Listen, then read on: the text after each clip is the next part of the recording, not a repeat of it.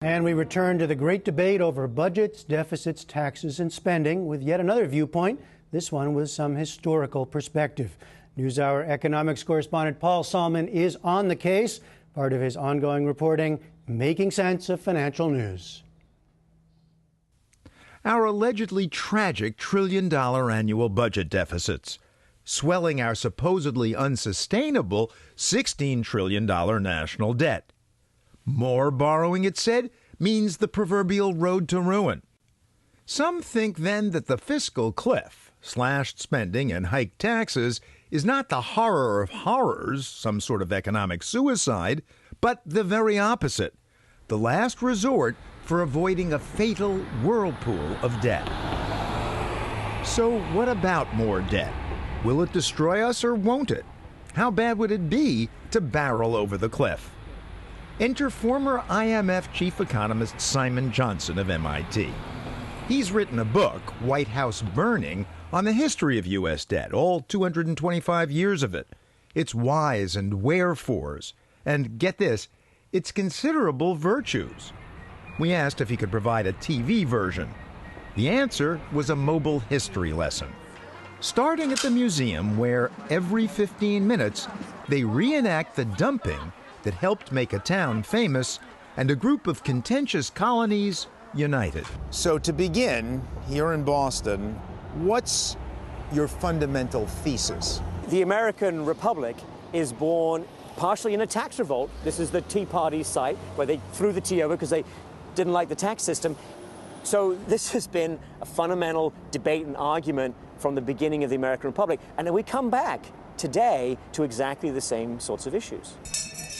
Friends, brethren, countrymen. Well, not exactly the same. The detested tea! The Tea Partiers of yore included tea smugglers, protesting England having lowered the tax on tea, threatening their contraband business. But hey, as between legend and fact, legend usually wins.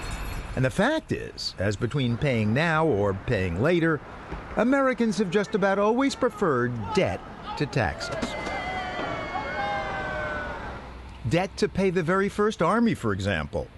This is the spot on the Cambridge Common where, legend has it, General Washington first amassed his troops under a now dead elm and faced the basic question of government economics. How is he going to pay them? How is he going to feed them? How is he going to clothe them? Where are they going to get their shoes? That's the question, Paul, we're still trying to answer. How do we tax ourselves? And what's a reasonable amount of federal government spending and on what?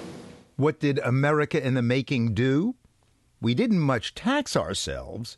Instead, we began to borrow as a new, united country. It was the idea primarily of Alexander Hamilton, who was the first Secretary of the Treasury under George Washington. Hamilton realized you needed to have strong federal fiscal authority, the ability to tax, and the ability to issue debt and manage debt and bring debt down. We also stiffed creditors back then, too. Absolutely. The United States was born in default. We defaulted on many obligations to foreign creditors and to our own soldiers. Okay, so America was born and swaddled in debt. Then, about 77 years later, when the country threatened to break in two, it was borrowing that distinguished the winners from the losers. In the Civil War, the North financed itself by issuing bonds and by developing a tax system.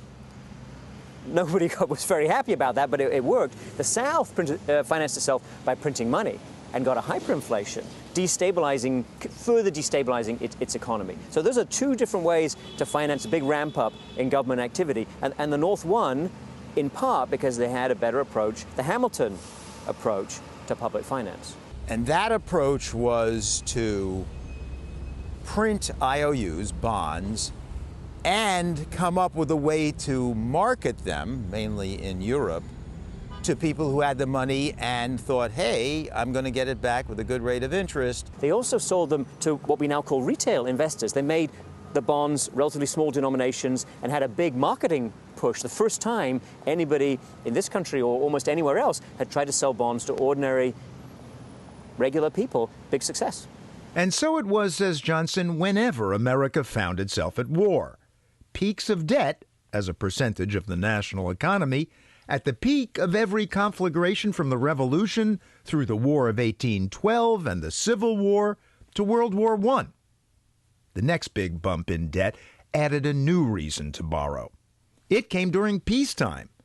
New debt to combat the Great Depression of the 1930s that hit America and other market economies. Massive slump in GDP and output, and conventional economics and standard economic practice just didn't work for turning these economies around.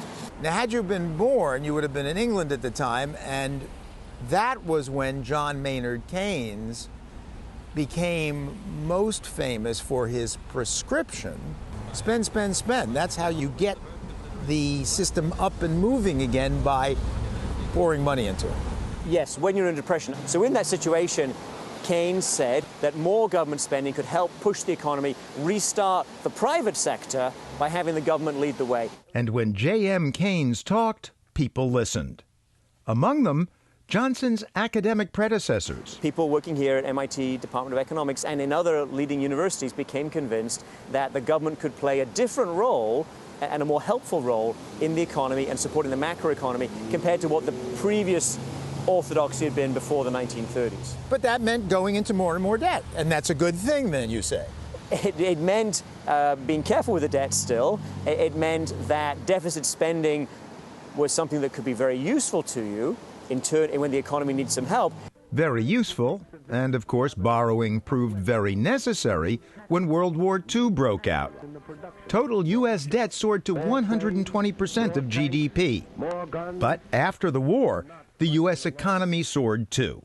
And by the late 1960s, economic growth had whittled the percentage down near 40% of GDP, despite new wars on poverty and Vietnam. Again, debt had delivered us from evil, and it seemed, into prosperity.